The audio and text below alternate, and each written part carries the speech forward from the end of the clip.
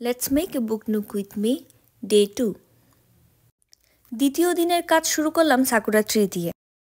এই সাকুরা ট্রিতে আসলে অনেকগুলো পার্টস, তো সবগুলো পার্টস আমাকে গ্লু দিয়ে জোড়া দিতে হচ্ছিল। সাকুরার ছোট ছোট ব্রাঞ্চগুলো আলাদা করে লাগিয়ে দিতে হচ্ছিল। সাকুরার পেটালের অনেকগুলো আলাদা আলাদা সেট আছে, যেগুলো আমাকে গ্লু দিয়ে মেইন বেজের সাথে আস্তে করে লাগিয়ে দিতে হবে। এবং সাকুরার যে বড় ব্রাঞ্চটা, সেটার মধ্যে একটা নবের মতো আছে, যেই নবের মধ্যে আমাকে সাকুরার একটা ছোট্ট ব্রাঞ্চ সেটা বসিয়ে দিতে হবে। এই সাকুরার ব্রাঞ্চটা ঠিক মতো বসাতে আসলে বেশ সময় লেগেছে। 8 নম্বর অংশ একটা ট্রেনের বডি। এই বডিকে আমাদেরকে ট্রেনের ভেতর লাগাতে হবে। এই ক্লিয়ার পোর্শনটার উপরে একটা পাতলা লেয়ার করা ছিল, যাতে ক্লিয়ার অংশটা প্রোটেক্টেড থাকে। সেটা খুলে আমি বসিয়েছি। এটা হলো গিয়ে ট্রেনের বেজ।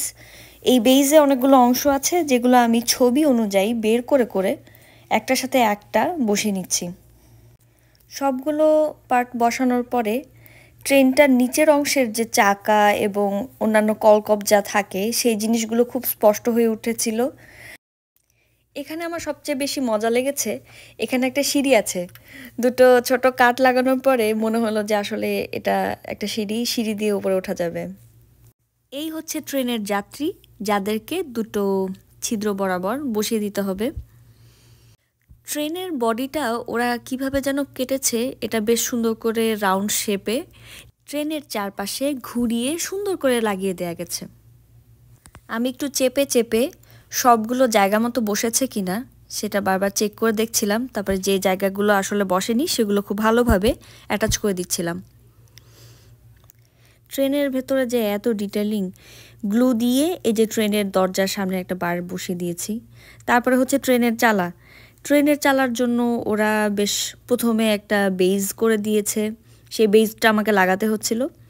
বেজ লাগানোর পরে তারপরে ট্রেনের উপরে সবুজ রঙের একটা কাভার ওরা দিয়ে দিয়েছে।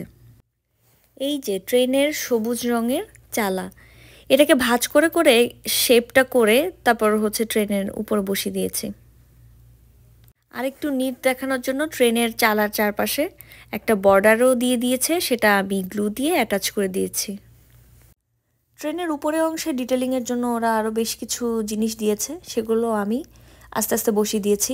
তারপরে ট্রেনের ঠিক মাথায় একটা সাকুরা ফ্লাওয়ার পড়ে আছে, এরকম একটা জিনিস ছিল।